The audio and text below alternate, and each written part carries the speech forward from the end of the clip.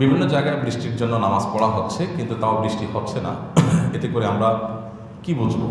আল্লাহ কি আমাদের উপরে নারাজ? দেখুন, বৃষ্টি প্রার্থনা করার যে সালাত, সেই সালাতকে বলা হয় সালাতুল ইস্তিসকা। এই সালাতুল ইস্তিসকা আমাদের প্রিয় নবী সাল্লাল্লাহু আলাইহি ওয়াসাল্লামের সুন্নাহ, তিনি এই সালাত আদায় করেছেন। অতএব বৃষ্টি প্রার্থনার নামাজ আমরা আদায় পড়ব। বৃষ্টি আসুক অথবা না আসুক, আমরা আল্লাহর কাছে দোয়া করব, আল্লাহ আমার দোয়া বাহ্যিক দৃষ্টিতে কবুল করুন অথবা না করুন। কেন? একটা জিনিস চেয়ে যদি নাই পাই তাহলে চাইবো কেন? কারণ হলো, এটা দুনিয়ার মানুষের কাছে চাওয়া নয়। দুনিয়ার মানুষের কাছে চেয়ে যদি আমি না পাই তাহলে চেয়ে অযথা নিজেকে ছোট করবো কেন?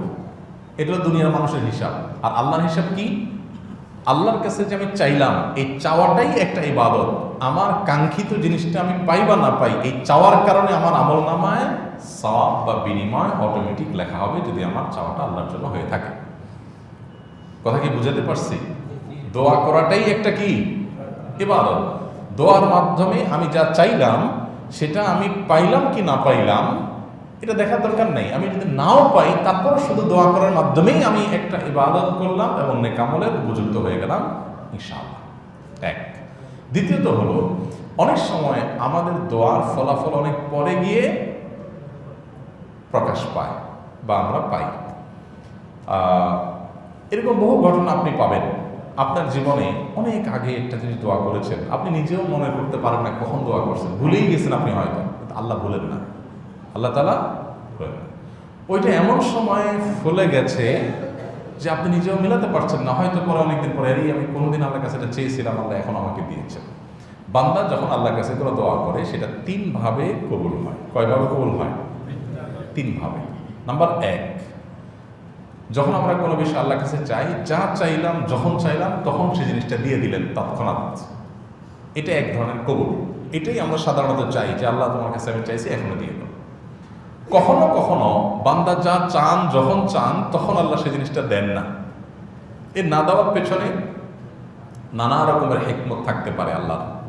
তার ভিতরে একটা হলো, আমি এই মুহূর্তে চাইলাম আল্লাহ আমার এই জিনিসটা দরকার, ওই জিনিসটা হলে আমার মনে হয় আমার অনেক উপকার হবে, কিন্তু আল্লাহ জানেন এই মুহূর্তে এটা আমার না হলে বরং উপকারটা আরো বেশি হবে। কত অ্যাঙ্গেল থেকে বিষয়গুলোকে ভাববার সুযোগ আছে, দেখবার সুযোগ আছে। তো সেই জায়গা থেকে আল্লাহ তাআলা আমার কাঙ্ক্ষিত বিষয়টা এখন দিলেন না, একই জিনিস একটু পরে দিলেন, একটু দেরিতে দিলেন। এটা দোয়া কবুলের আরেকটা উপায়। তাহলে একটা হলো, যখন যে অবস্থা চাইলাম তখন সেটা আমি পাইলাম, এটা দোয়া কবুলের একটা উপায়।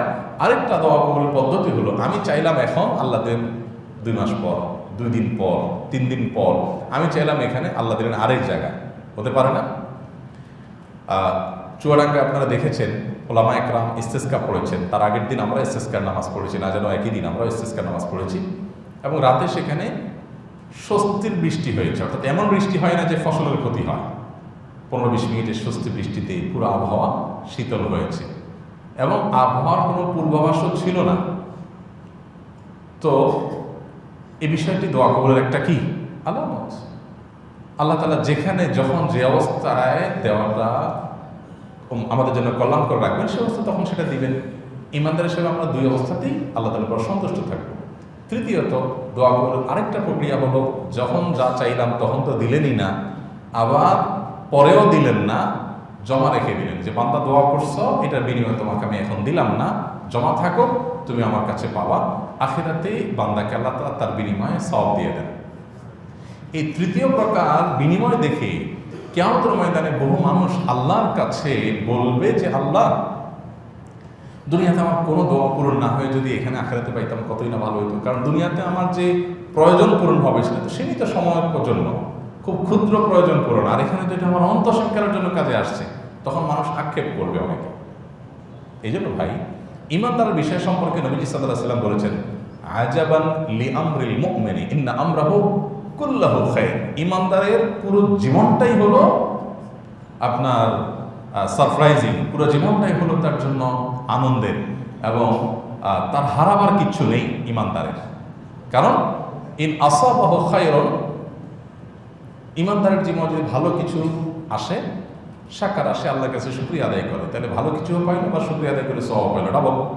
ওয়াইন আসাবাহু শাররুন, আর যদি ইমানদারের কোনো বিপদ আপদ হয়, সমস্যা হয়, যা চাইলো তা পাইল না, তখন সবর আসে, সবর করে যে ঠিক আছে, না পাইলে আমি আল্লাহর উপর সন্তুষ্ট, তখন সে বিনিময় লাভ করে। তাহলে হাতির মতো মূল্যেও লাখ, বাঁচতেও লাখ। এই জন্য ভাইরা, দোয়া কবুলের পর আমরা অনেকে অস্থির হয়ে যাই। দেখুন, নবী সাল্লাল্লাহু আলাইহি ওয়াসাল্লাম বলেছেন, বান্দা দোয়া আল্লাহ তাআলা কবুল করেন যতক্ষণ পর্যন্ত সে তাড়াহুড়ো না করে। তাড়াহুড়োর ব্যাখ্যা কি? নবী সাল্লাল্লাহু আলাইহি ওয়াসাল্লাম তাড়াহুড়োর একটা ব্যাখ্যা করেছেন যে দোয়ার পর কবুল হচ্ছে না কেন, কবুল হচ্ছে না কেন, এর জন্য ব্যাকুল হয়ে যাও। কবুল করা আল্লাহ তাআলার কাজ, আর দোয়া করা আমাদের কাজ। আমরা আমাদের কাজ করে যাব। ইমানদার আল্লাহর কাছে দোয়া করেই যাবে, করেই যাবে, আল্লাহ তাআলার কাছ থেকে পাই বা না পাই। নবী করিম সাল্লাল্লাহু আলাইহি সাল্লাম আবু জাহেলের হেদায়েত চেয়েছেন না? আবু জাহেল অথবা ওমর, দুজনের একজনকে দিয়ে। আল্লাহ তাআলা যদিও মূল দোয়া কবুল করেছেন, কিন্তু আবু জাহেলকে ইসলামে আসো এটা যে চেয়েছেন তিনি, তার সে চাওয়াটা পূরণ হয়নি। তো আল্লাহর প্রিয় বান্দাদের, আল্লাহ নেককার বান্দাদেরও আল্লাহ তাআলা অনেক চাওয়া বিলম্বে পূরণ করেছেন, অনেক চাওয়া পূরণ করেননি। যদিও নবী রাসূলের দোয়া সাধারণত আল্লাহ তাআলা ফিরিয়ে দেন না। তো যাই হোক, এই জন্য ইস্তেসকার নামাজ আমরা পড়বো, পড়ে আমরা সওয়াব লাভ করবো, বৃষ্টি পাই বা না পাই। আর যারা সমালোচনা করবে, ওরা বৃষ্টিও পাইল না, সওয়াবও পাইল না, বৃষ্টিও পাইল না, সওয়াবও পাইল না। ইমানদার একদিকে আল্লাহর কাছে দোয়া করবে, আরেকদিকে দাওয়াই নিয়ে সে দৌড়াবে। আমরা আলহামদুলিল্লাহ একদিক থেকে আল্লাহর কাছে বৃষ্টি প্রার্থনার জন্য, সালাতুল ইস্তেসকার জন্য বেরিয়ে পড়ি, আরেক হাতে আমাদের বৃক্ষরোপণের জন্য গাছের চারা আমাদের হাতে থাকে। আমাদের একই হাতে একসময় আল্লাহর কাছে দোয়া করি, আবার সে হাত দিয়ে আমরা গাছ লাগাই। এইভাবে নানাবিধ কর্মকাণ্ডের মাধ্যমে সমাজের মানুষের উপকার আমরা করার চেষ্টা করব। এই শিক্ষা ইসলাম আমাদেরকে দিয়েছে। আল্লাহ তাআলা আমাদেরকে বোঝার তৌফিক দান করুন। আমি শুনেছি, যখনই মানুষ শিরকে লিপ্ত হয় তখনই আল্লাহর আযাব আসে। তাহলে দুবাইতে অতিবৃষ্টি, বন্যা হয় কি আযাবেরই লক্ষণ? আচ্ছা, আগের প্রশ্নের একটা সম্পর্ক রয়ে গেছে, সেটা হলো যে আল্লাহকে নারাজ হয়ে গেছে কিনা আমাদের উপরে।